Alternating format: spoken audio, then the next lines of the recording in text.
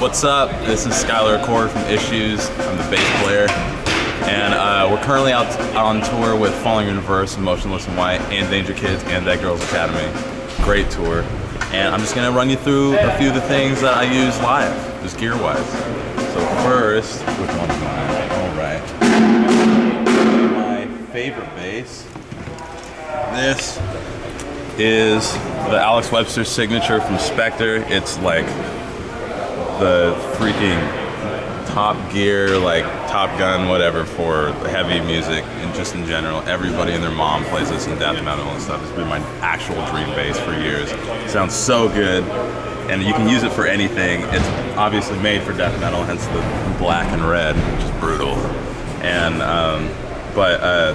like our music has so many different styles like incorporated into it, so I need something that can sound convincing or like sound aggressive on the heavy parts, but then sound equally convincing and effective on like the smooth parts or little jams in between songs.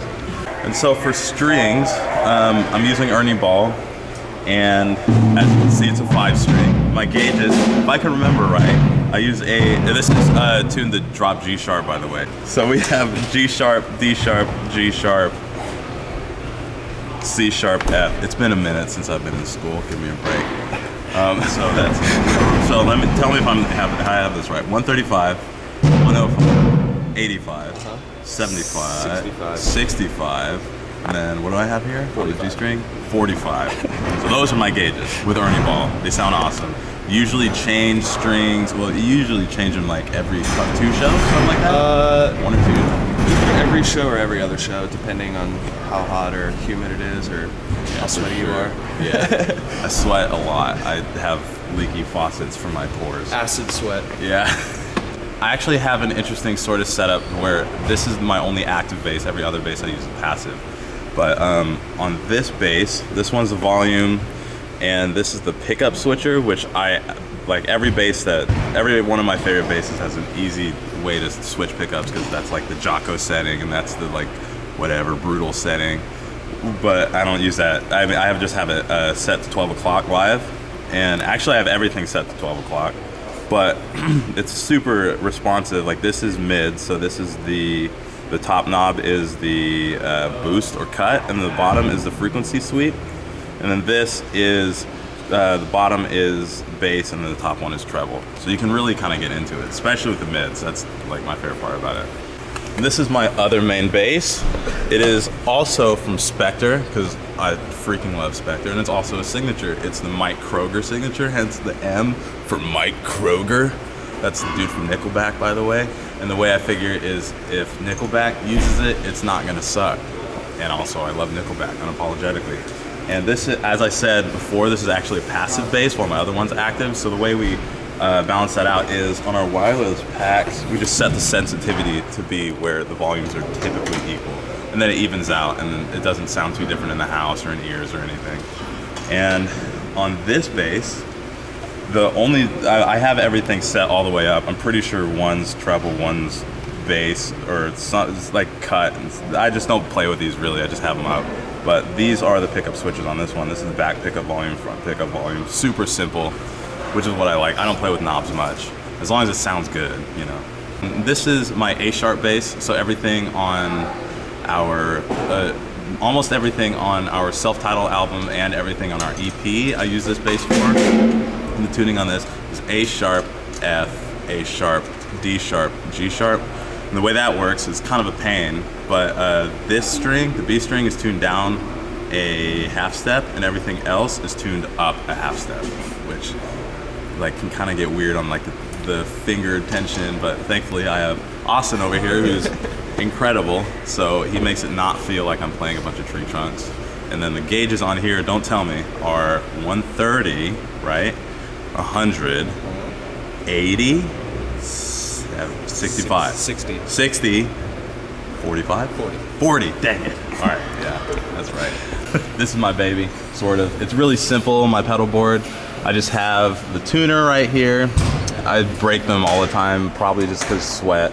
So I go through them all the time. But this is a signal pad for the active passive things. Sometimes voltage is different in different venues, so sometimes I need a little extra help. just to level out the volumes and stuff. And that's Electro Harmonics. And then this is the money right here, Aguilar Agro Pedal.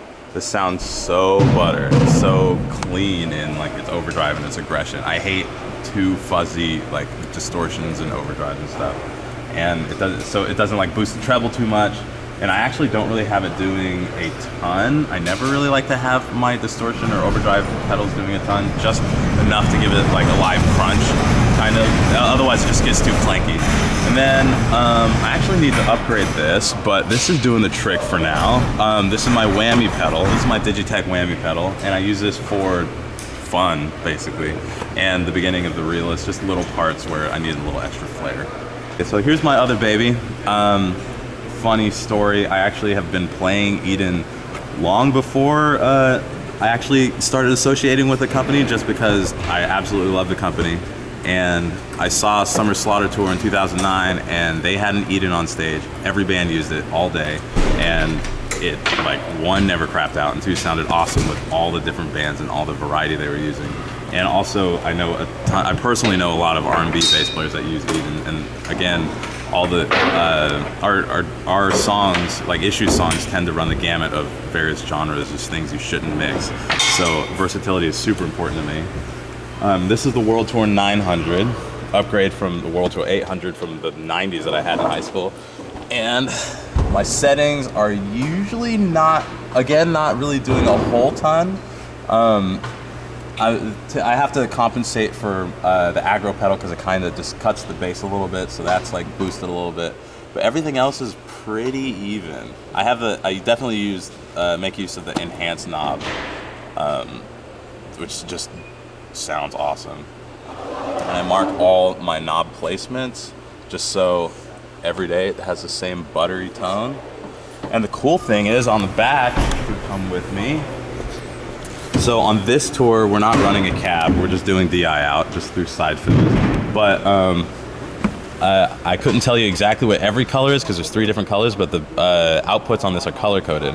So these, if I believe green means 4 ohms, and then amber would mean 8, and then red means don't touch, which is super easy because I'm stupid and lots of dark stages and I'll mess something up. And the last little piece of my chain, the part that just like puts everything over the top, is I have a dark glass B7K. So I have my knobs taped down so they don't get bumped or anything, so you can't really see it, but I don't have it doing much. The circuitry on the dark glass products are just so clean. It just, if I send my signal through it, it cleans everything up so much. It's an audible, drastic difference. And my distortion is my aggro pedal, so I don't use the dark glass distortion hardly at all, but the combo is just insane. It's just so clear and punchy. Thanks for checking out my gear. Again, my name is Skylar Cord. I play with Issues, and I just want to give a big shout out to Spectre.